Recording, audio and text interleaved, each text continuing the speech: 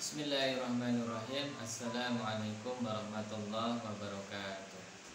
Alhamdulillahirabbil alamin, wassalatu wassalamu ala asrofil anbiya'i wal mursalin Sayyidina wa maulana Muhammadin wa ala alihi washabihi wa man tabi'ahum bi ihsan ila yaumiddin. Amma ba'du. Rekan-rekan mahasiswa sekalian, pada kesempatan kali ini alhamdulillah kita akan melanjutkan kembali perkuliahan kita, yaitu Khitobah 1.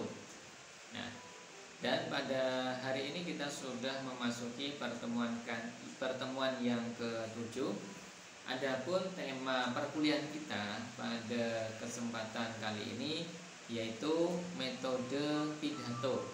Nah, di dalam tema ini tema metode pidato ini kita akan membahas beberapa jenis pidato beberapa jenis pidato atau beberapa jenis metode pidato yang sering dilakukan oleh para juru dakwah atau orang-orang yang melakukan pidato di depan umum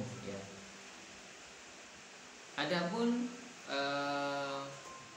metode pidato yang sering dilakukan oleh orang-orang yang berbicara di depan khalayak umum khalayak umum ini diantaranya jenis-jenisnya, yaitu yang pertama itu adalah pidato impromptu, di mana seorang dalam pidato ini di mana seseorang berbicara di depan umum ini dilakukan secara mendadak atau tanpa persiapan, dan ini dilakukan serta-merta. Artinya bahwa mungkin dia ketika menghadiri undangan tertentu atau majelis tertentu kemudian dia ini ditunjuk untuk maju ke depan dan menyampaikan sesuatu. Nah, yang menjadi keuntungan dalam pidato impromptu ini, yang pertama, ini biasanya seorang pembicara, orang yang berbicara di depan umum dengan impromptu ini mengungkapkan perasaan yang sebenarnya karena memang tidak dipikirkan terlebih dahulu, tidak disusun perencanaan terlebih dahulu sehingga gagasannya ini mengungkapkan perasaan yang dia rasakan atau dia pikirkan. Kemudian gagasan dan pendapat yang spontan itu ini biasanya akan tampak segar hidup karena biasanya akan lebih interaktif dengan audiennya. Itu yang kedua. Kemudian yang ketiga, biasanya pidato impromptu ini memungkinkan seorang pembicara yang di depan umum itu akan terus berpikir apa yang akan dia sampaikan sehingga dia tidak kehabisan pembicaraan tidak kehabisan kata-kata ataupun kalimat yang akan disampaikan di khalayak Itu yang menjadi keuntungan dalam pidato impromptu. Kerugiannya atau mungkin sisi negatifnya biasanya akan menimbulkan kesimpulan yang mentah karena memang tidak ada dipersiapkan hal-hal yang akan disampaikan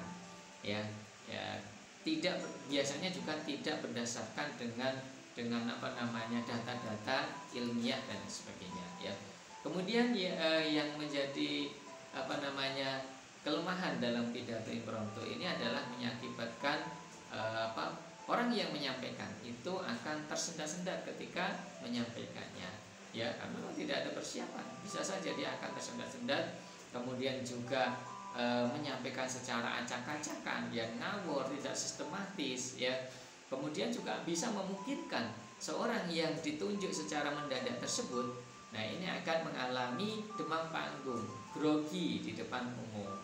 Itu metode impromptu yang sering juga dialami oleh seorang yang berbicara di depan umum Kemudian yang kedua, jenis metode pidato yang itu adalah pidato manuskrip, di mana orang yang berbicara di depan umum di depan umum ini menggunakan naskah manuskrip pidato yang dilakukan dengan menggunakan bentuk teks, jadi sudah dipersiapkan terlebih dahulu dengan metode teks juru bicara atau juru pidato, nah ini akan membacakan naskah pidato dari awal hingga akhir yang sudah dia persiapkan. Nah ini, nah biasanya pidato manuskrip ya, metode dengan metode manuskrip, pidato dengan metode manuskrip ini dilakukan oleh tokoh nasional, mungkin seorang presiden, menteri, ya, kemudian wakil rakyat, ya, dewan, wakil dewan. Nah ini dilakukan seperti itu karena apa? Untuk menghindari salah kata dalam menyampaikan, supaya nanti tidak menimbulkan kesimpulan yang salah yang dilakukan oleh audien, ya, tidak menimbulkan kekacauan, ya, tidak berdampak buruk terhadap yang disimpulkan oleh para audien, ya. Juga dilakukan ini selain oleh tokoh nasional, juga dilakukan oleh ilmuwan, ya, dalam melaporkan hasil penelitian yang sudah dia lakukan, ya. Ini jenis pidato manuskrip, yaitu pidato yang menggunakan teks atau dengan cara membaca. Keuntungannya apa? Keuntungannya tentu kata-katanya sudah dipilih dengan sebaik-baiknya, sudah pas, ya, karena sudah dipersiapkan, sehingga akan menimbulkan apa? Menimbulkan pengertian, arti, makna yang tepat, pernyataan yang gamblang, ya, dan jelas, ya, tidak kemungkinan sedikit akan mengalami kesalahan. Yang kedua, pernyataannya dapat dihemat, ya. Pernyataan dapat dihemat karena manuskrip ini bisa juga disusun kembali ketika mempersiapkannya. Juga karena sudah dipersiapkan, ya, keuntungannya dalam menyampaikan ini seorang pembicara bisa fasih, ya, bisa fasih di dalam pidatonya. Itu yang ketiga, ya. Kemudian bisa menghindari hal-hal yang ngawur, ya, atau menyimpang dari tujuan yang telah ditetapkan. Kemudian, ya, keuntungan selanjutnya dalam metode pidato manuskrip ini pidato yang sudah disampaikan ini bisa dicetak, ya, tidak cetak sehingga bisa dikatakan, dan itu akan membantu para audien untuk memahami lebih baik lagi. Kemudian tentu ada kekurangannya juga, ya, di dalam pidato ini, ya, pidato manuskrip ini. Pertama, memang kurang interaktif dengan audien, karena memang biasanya pembicara kan dia tidak akan menatap banyak kepada audien, ya, dia banyak menatap atau membaca teks dari pidato, ya. Karena juga biasanya tidak memandang dengan baik para pendengarnya, sehingga, ya, dia kehilangan gerak dan bersifat kaku. Nah itu. Kemudian kemungkinan juga untuk umpan balik, ya, feedback dari pendengar ini juga tidak ada, ya, atau kurang bisa dirubah, ya. Dalam pidato manuskrip juga biasanya ketika mau mempersiapkan ini butuh waktu yang lama, ya, waktu yang lama yang harus persiapkan baik-baik, gitu, ya.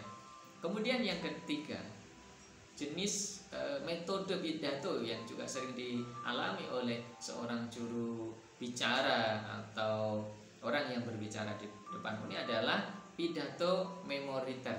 Nah, memoriter ini apa? Pidato yang dilakukan dengan cara apa? Ditulis, kemudian apa? Dihafalkan dari kata per kata, ya. Jadi orang menghafal dari apa yang akan dia sampaikan, ya. Kemudian, ya, seperti dalam pidato manuskrip, ya, dalam pidato manuskrip memoriter, ya, atau pidato memoriter. Nah, ini memungkinkan memang ungkapannya tepat, ya, terorganisasi dengan perencanaan yang lebih baik, ya, pemilihan bahasa yang teliti, gerak isyarat, dan juga dengan integrasi dengan uraian ini bisa disatukan, begitu, ya, sehingga pidatonya bisa baik, ya, bisa bagus, ya, bisa memukau para audien. Tetapi karena memang pesannya ini sudah dilakukan dengan perencanaan ya, dihafalnya dengan tepat, juga tidak terjalin saling hubungan antar pesan dengan pendengar ya, karena memang dihafalkan ya. Jadi kurang interaktif ya, kurang langsung dengan melihat kondisi audien ya. Dan juga ini kelemahannya ini akan banyak memakan waktu di dalam persiapan ya, terutama menghafalnya, kurang spontan ya, perhatian beralih dari kata ke kata ini juga harus selalu dia ingat begitu ya. Sehingga ada bahaya besar ketika seseorang dalam pidato ini dengan menggunakan metode memoriter ya, ini ketika nanti ada beberapa kata atau kalimat yang dia lupa, nah ya hilang dari ingatannya ya, sehingga nanti akan menimbulkan hal-hal yang mungkin tersendat di dalam pidatonya ya, dia akan terhambat ya, dan juga akan menimbulkan ketidaksistematisan di dalam penyampaian pidato, karena ada beberapa kata atau kalimat yang hilang ya. Kemudian selanjutnya pidato extemporer. Ya, ini pidato ini adalah jenis pidato yang sudah dipersiapkan terdahulu.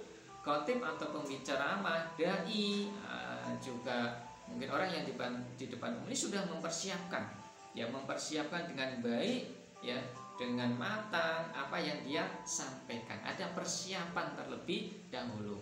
Ya, ini jenis pidato yang paling baik ya, karena apa? Dilakukan oleh juru pidato yang sudah mahir ya, yang sudah terbiasa, dia sudah mempersiapkan terlebih dahulu apa yang dia sampaikan.